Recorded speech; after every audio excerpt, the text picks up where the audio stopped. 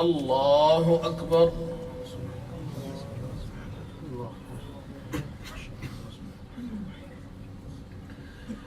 الحمد لله رب العالمين الرحمن الرحيم مالك يوم الدين إياك نعبد وإياك نستعين اهدنا الصراط المستقيم صراط الذين أنعمت عليهم غير المغضوب عليهم ولا الضالين.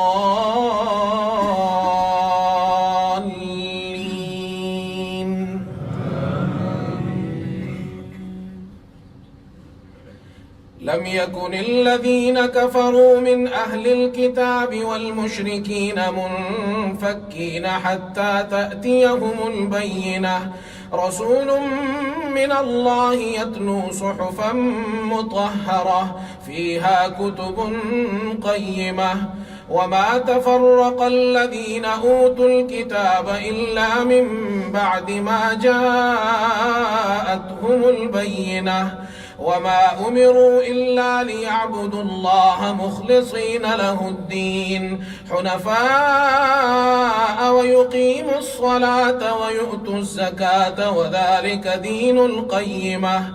إن الذين كفروا من أهل الكتاب والمشركين في نار جهنم خالدين فيها أولئك هم شر البرية. إن الذين آمنوا وعملوا الصالحات أولئك هم خير البرية جزاؤهم عند ربهم جنات عدن تجري من تحتها الأنهار خالدين فيها أبدا رضي الله عنهم ورضوا عنه ذلك لمن خشي ربه. إذا زلزلت الأرض زلزالها وأخرجت الأرض أثقالها وقال الإنسان ما لها يومئذ تحدث أخبارها بأن ربك أوحى لها يومئذ يصدر الناس أشتاتا ليروا أعمالهم فمن يعمل مثقال ذرة خيرا يره ومن يعمل مثقال ذرة شرا يره. والعاديات ضبحا فالموريات قدحا فالمغيرات صبحا فأثرن به نقعا فوسطن به جمعا. إن الإنسان لربه لكنود وإنه على ذلك لشهيد وإنه لحب الخير لشديد. أفلا يعلم إذا بعثر ما في القبور وحصل ما في الصدور إن ربهم بهم يومئذ لخبير. القارعة ما القارعة وما أدراك ما القارعة يوم يكون الناس كالفراش المبثوث وتكون الجبال كالعهن المنفوش فأما من ثقلت موازينه فهو في عيشة راضية وأما من خفت موازينه فأمه هاوية وما أدراك ما هي نار حامية. الله أكبر. سمع الله لمن حمده.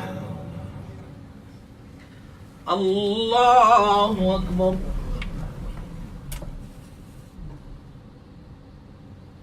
الله أكبر.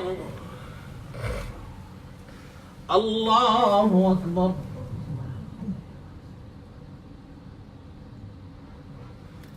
الله أكبر. الحمد لله رب العالمين الرحمن الرحيم مالك يوم الدين إياك نعبد وإياك نستعين اهدنا الصراط المستقيم صراط الذين أنعمت عليهم غير المغضوب عليهم ولا الضالين.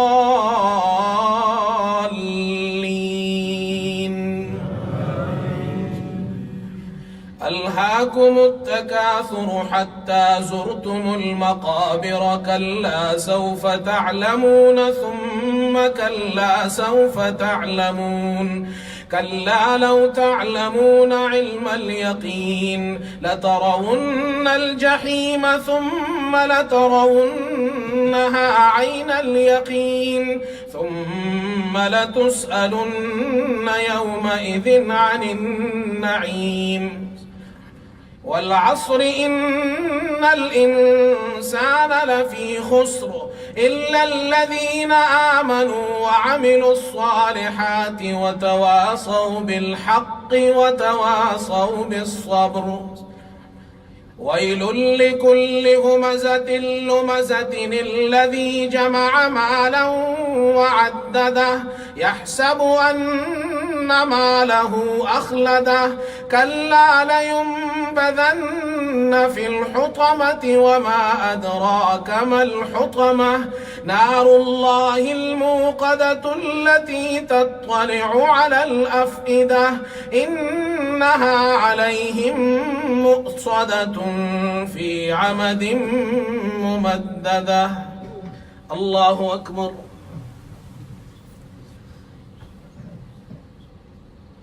سمع الله لمن حمده. الله أكبر. الله أكبر. الله أكبر.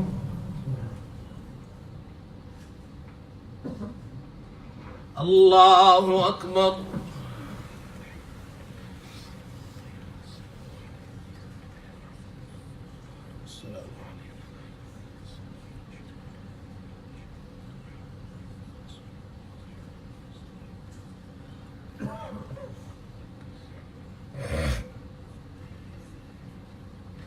السلام عليكم ورحمة الله. السلام عليكم ورحمة الله.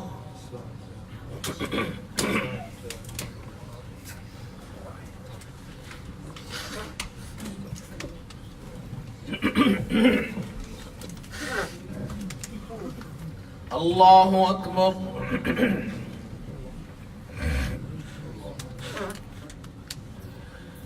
الحمد لله رب العالمين الرحمن الرحيم مالك يوم الدين إياك نعبد وإياك نستعين اهدنا الصراط المستقيم صراط الذين أنعمت عليهم غير المغضوب عليهم ولا الضالين.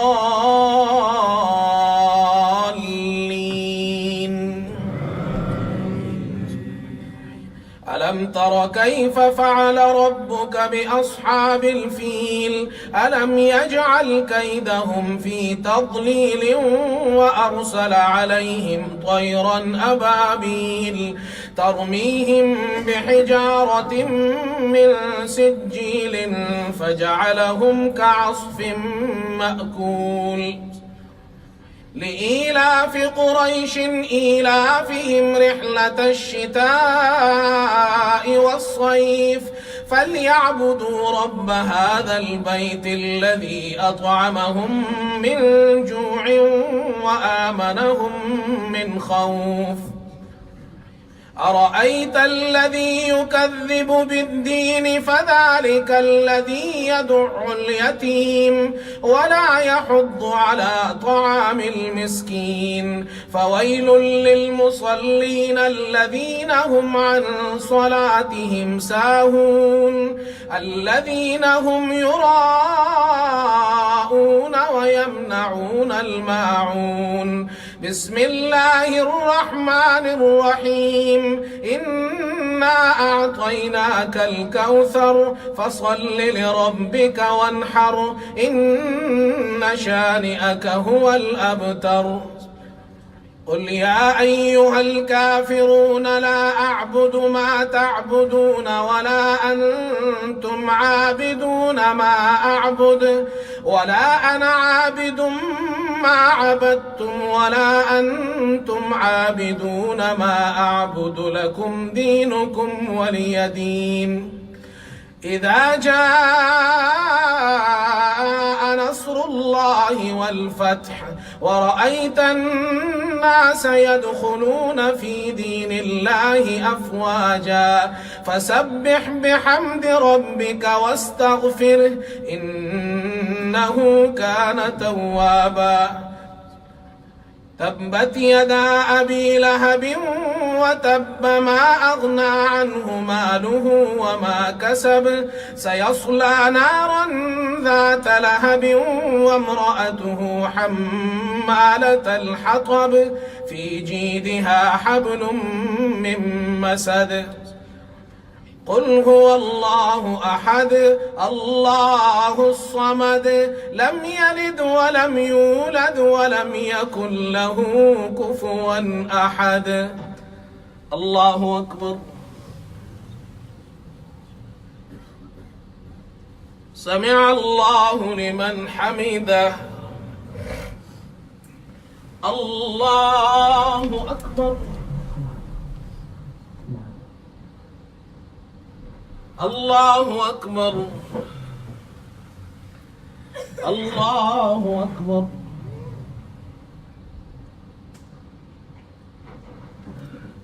الله أكبر.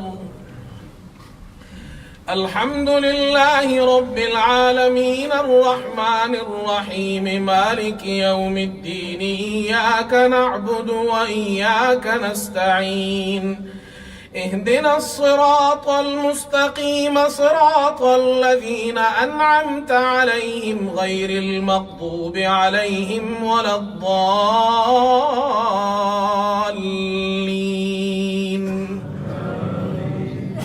قل أعوذ برب الفلق من شر ما خلق ومن شر غاسق إذا وقب ومن شر النفاثات في العقد ومن شر حاسد إذا حسد.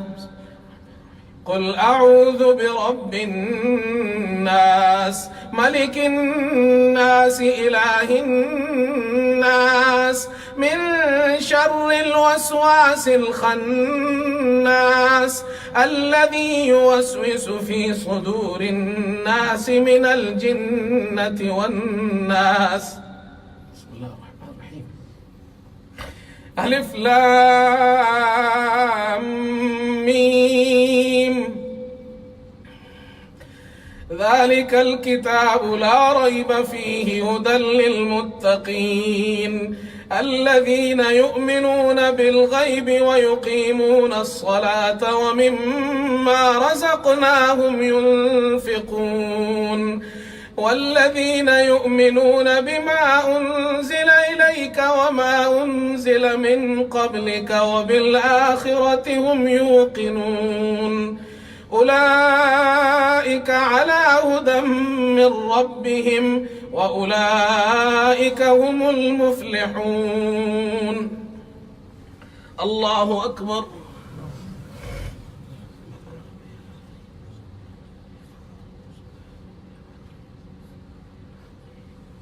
سمع الله لمن حمده. الله أكبر.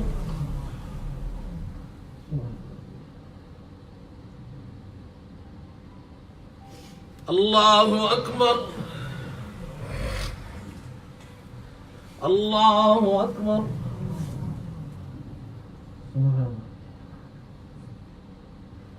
الله أكبر.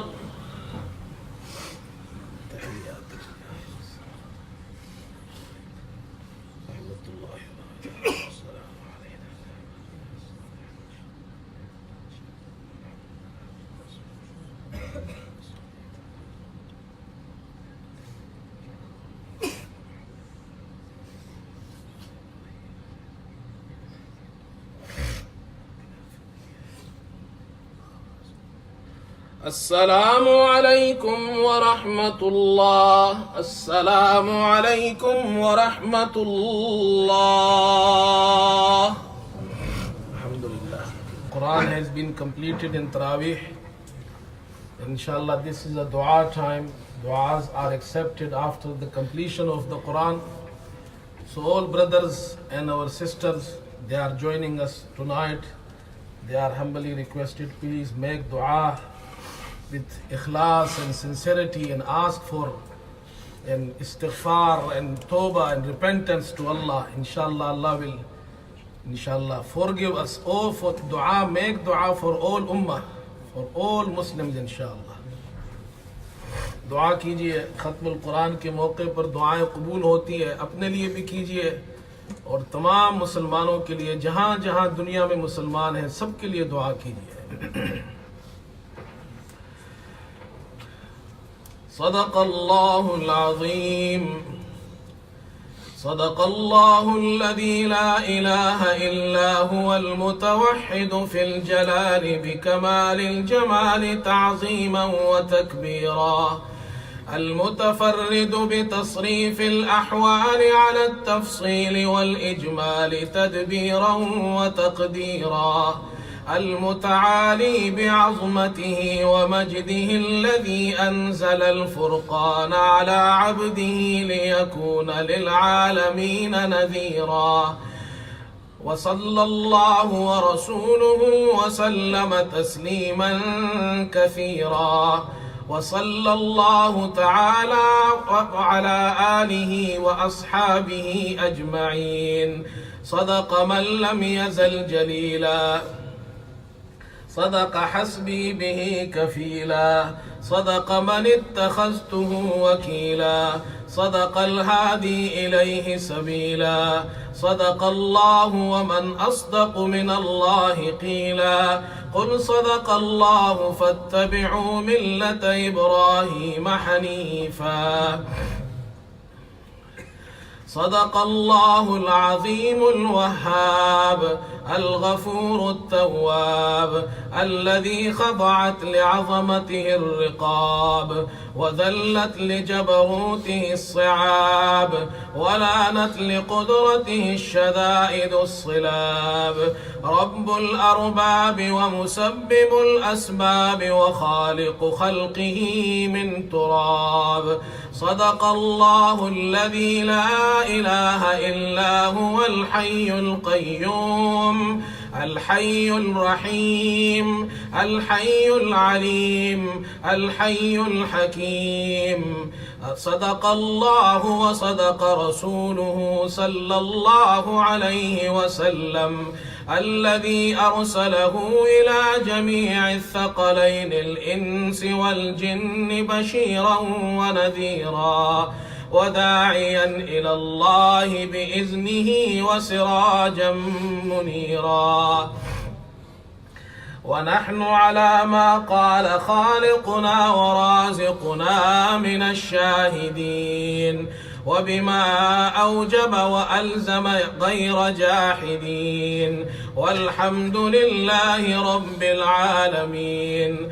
اللهم لك الحمد على ما أنعمت به علينا من نعمك العظيمة وآلائك الجسيمة حيث أنزلت إلينا خير كتبك وأرسلت إلينا أفضل رسلك وشرعت لنا أفضل شرائع دينك وجعلتنا من خير أمة أخرجت للناس وهديتنا لمعالم دينك الذي ارتضيته لنفسك. اللهم إنا عبيدك بنو عبيدك بنو إمائك نواصينا بيدك ماض فينا حكمك عدل فينا قضاؤك. نسألك اللهم بكل اسم هو لك سميت به نفسك أو أنزلته في كتابك أو علمته أحدا من خلقك أو استأثرت به في علم الغيب عندك أن تجعل القرآن العظيم ربيع قلوبنا ونور صدورنا وجلاء أحزاننا وذهاب همومنا وغمومنا. اللهم ذكرنا منه ما نسينا وعلمنا منه ما جهلنا وارزقنا تلاوته آناء الليل وأطراف النهار واجعله لنا حجة يا رب العالمين. اللهم اجعلنا من أهل القرآن الذين هم أهلك وخاصتك برحمتك يا أرحم الراحمين. اللهم اجعلنا ممن يحل حلاله ويحرم حرامه ويعمل بمحكمه ويؤمن بمتشابهه ويتلوه حق تلاوته. اللهم نور قلوبنا بالقرآن وزين أخلاقنا بالقرآن ونجنا من النار بالقرآن وادخلنا في الجنة بالقرآن. اللهم اجعل القرآن لنا في الدنيا قرينا وفي القبر مونسا وعلى الصراط نورا وفي الجنة رفيقا ومن النار سترا وحجابا وإلى الخيرات كلها دليلا. فاكتبنا على التمام وارزقنا ذهب بالقلب واللسان. اللهم اجعل القرآن لقلوبنا ضياء ولأبصارنا جلاء ولذنوبنا ممحصا عن النار مخلصا وإلى يوم القيامة وإلى الجنة دليلا. اللهم إنا نسألك العفو والعافية والمعافاة في الدنيا والآخرة.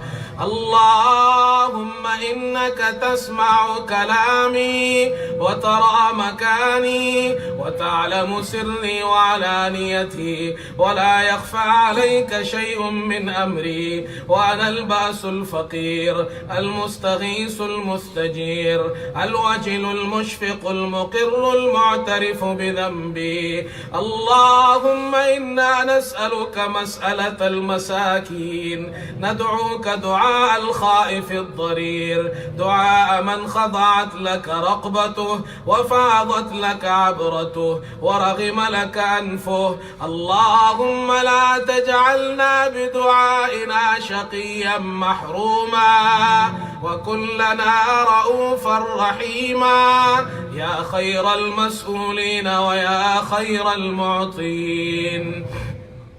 اللهم اغفر لنا كلنا في ليلتنا هذه أجمعين برحمتك يا أرحم الراحمين ولا تطردنا عن جنابك فإنك إن طردتنا فلا حول لنا ولا قوة لنا إلا بك يا أرحم الراحمين يا أكرم الأكرمين يا أرحم الراحمين يا ذا الجلال والإكرام. اللهم اغفر أمة محمد صلى الله عليه وسلم واجعلنا منهم. ربنا فاغفر لنا ذنوبنا وكفر عنا سيئاتنا وتوفنا مع الأبرار. ربنا اغفر لنا ولإخواننا الذين سبقونا بالإيمان ولا تجعل في قلوبنا غلا للذين آمنوا ربنا إنك رؤوف رحيم. اللهم إنك عفو تحب العفو فاعف عنا. اللهم إنك عفو تحب العفو فاعف عنا. اللهم إنك عفو تحب العفو فاعف عنا. اللهم اغفر للمؤمنين والمؤمنات المسلمين والمسلمات الأحياء منهم والأموات إنك سميع قريب مجيب الدعوات. اللهم اغفر لجميع موتى المؤمنين الذين شهدوا لك بالوحدانية ولنبيك بالرسالة الضلالة وماتوا على ذلك اللهم اغفر لهم وارحمهم وعافهم واعف عنهم وأكرم نزلهم ووسع مدخلهم واغسلهم بالماء والثلج والبرد ونقهم من الذنوب والخطايا كما ينقى الثوب الأبيض من الدنس. اللهم إنا نسألك الجنة ونعوذ بك من النار. اللهم إنا نسألك الجنة ونعوذ بك من النار. اللهم إنا نسألك الجنة ونعوذ بك من النار. اللهم إنا نسألك رضاك والجنة ونعوذ بك من سخطك ومن عذابك والنار. اللهم إنا نعوذ بك من عذاب القبر. اللهم إنا نعوذ بك من عذاب الحشر. اللهم إنا نعوذ بك من عذاب جهنم. اللهم إنا نعوذ بك من فتنة الدنيا ومن فتنة الآخرة ومن فتنة المحيا ومن فتنة الممات يا أرحم الراحمين. اللهم إنا نسألك من الخير كله عاجله وآجله ما علمنا منه وما لم نعلم ونعوذ بك من الشر كله عاجله وآجله ما علمنا منه وما لم نعلم. اللهم إنا نسألك الجنة وما قرب إليها من قول أو عمل ونعوذ بك من النار وما قرب إليها من قول أو عمل. اللهم انصر الإسلام والمسلمين. اللهم أعز الإسلام والمسلمين وأذل الظالمين يا أرحم الراحمين. اللهم انصر المظلومين في كل مكان يا رب العالمين. اللهم انصر المظلومين في فلسطين وفي كشمير وفي أفغانستان وفي جميع أنحاء العالم يا رب العالمين. اللهم لا تدع لنا ذنبا إلا غفرته ولا هما إلا فرجته ولا دينا إلا قضيته ولا مريضا إلا شفيته ولا ضالا إلا هديته ولا عسيرا إلا يسرته ولا حاجة من حوائج الدنيا والآخرة هي لك رضا ولنا فيها صلاح إلا قضيتها ويسرتها يا رحمن يا رحيم. ए अल्लाह, हम सब तेरे सामने हाथ फैलाए हुए हैं. ए अल्लाह, रमजान का महीना है और खत्म कुरान का मौका है. हम सब अपने कियों पर शर्मिंदा है. अल्लाह, हम सबको माफ फरमा दे. अल्लाह, पूरी उम्मत को माफ फरमा दे. अल्लाह, अल्लाह, हम सब के सगीरा गुनाहों को माफ फरमा, कबीरा गुनाहों को माफ फरमा.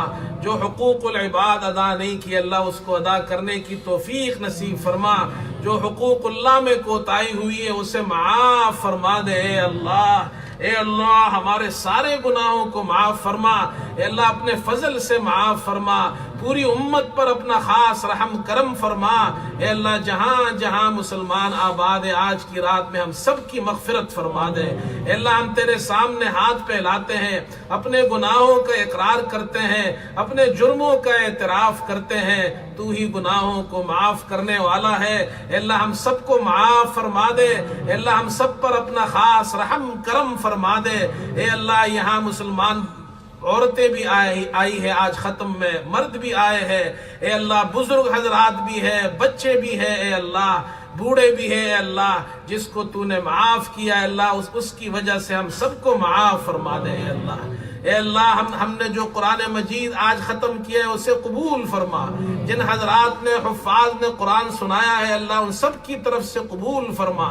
उसमें जो कोताही कमी बेशी हुई अल्लाह, उसे माफ फरमा दे. अल्लाह, ए अल्लाह, जिन हजरात ने कुरान सुना है पूरे पूरे महीने अल्लाह, उनके सुनने को कबूल फरमा ले. अल्लाह, ए अल्लाह, जो पढ़ने वाले उनके पढ़ने को कबूल फरमा ले. अल्लाह, जो इस महीने में रोजे रखे हैं, जो इबादत की है उसे कबूल फरमा. अल्लाह, जो तरावीह पढ़ी है उसे कबूल फरमा. जो माली बदनी इबादत की अल्लाह, उसे कबूल फरमा. जो एतिकाफ करने वाले एतिकाफ कर रहे अल्लाह, उनके एतिकाफ को कबूल फरमा.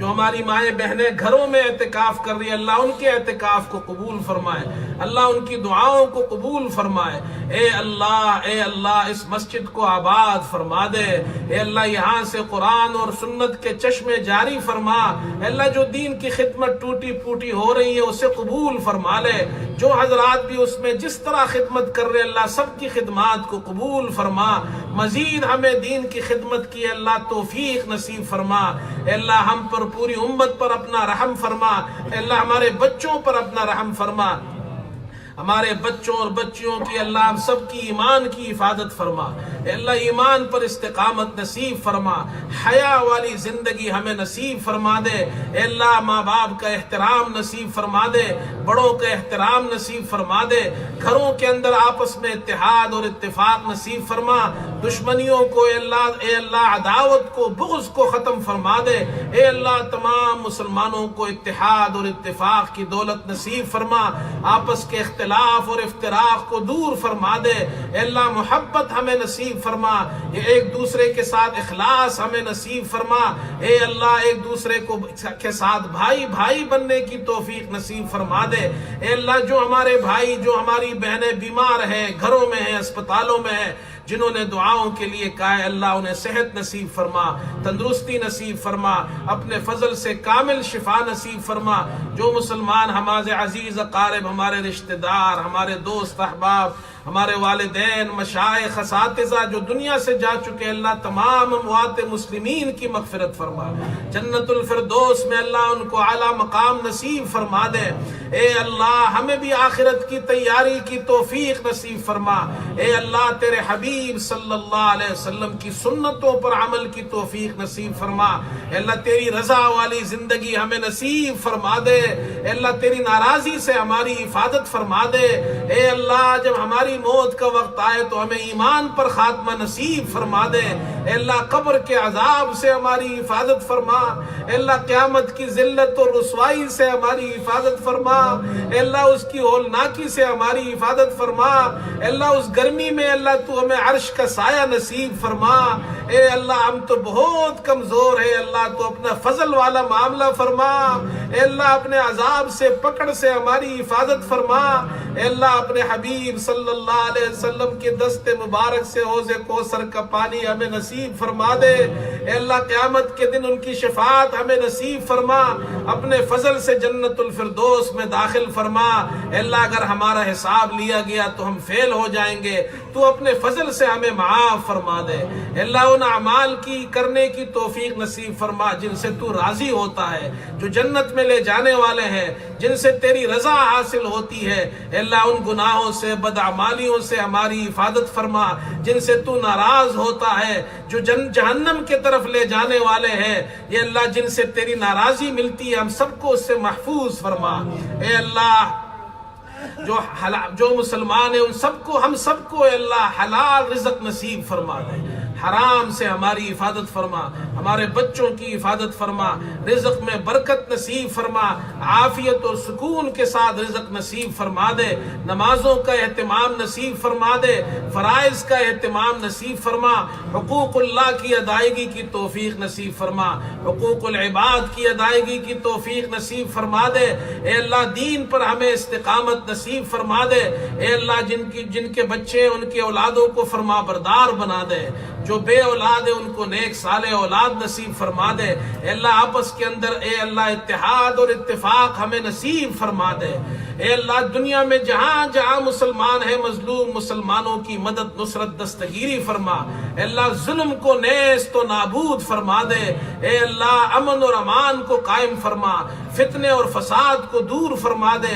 اے اللہ مفسدین کو ختم فرما، اے اللہ ہم مسلمانوں کو اے اللہ دنیا کے اندر ہمارے عمل سے اللہ ایسے اعمال ہمیں نصیب فرما جس سے اسلام روشن ہو، اے اللہ ہماری وجہ سے ہم ایسے عمل نہ کرے جس سے اسلام بدنام ہو، اے اللہ ہمیں اسلام کی بدنامی کا ذریعہ نہ بنا، ہمارے نوجوانوں کو اسلام کی بدنامی کا ذریعہ نہ بنا، کسی بھی مسلمان کو اسلام کی بدنامی کا ذریعہ نہ بنا۔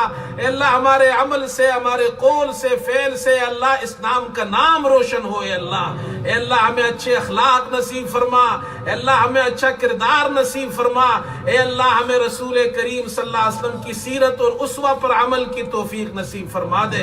اے اللہ ہمارے عمل سے دین کی تبلیغ ہو، ہمارے عمل سے اللہ دنیا کے اندر دین پہلے ہمیں ایسے اعمال نصیب فرما دے۔ اے اللہ ہمیں جس طرح اس مہینے میں مسجد سے تعلق رکھا ہے پورے سال تعلق نصیب فرما دے۔ اے اللہ تیرے سامنے جھولیاں پہلانے والا ہمیں بنا دے، تجھ سے مانگنے والا ہمیں بنا دے۔ اے اللہ تو مانگنے سے خوش ہوتا ہے، نہ مانگنے سے ناراض ہوتا ہے۔ اللہ ہم تجھ سے مانگتے تو ہمیں آج کی رات معاف فرما دے۔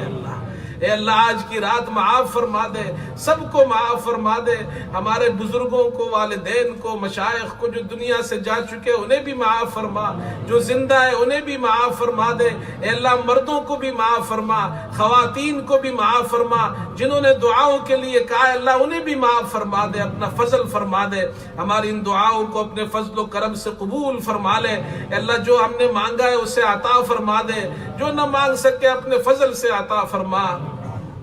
اللہم انکا انت اللہ لا الہ الا انت الاحد الصمد الذي لم يلد ولم يولد ولم يكن له كفوا احد۔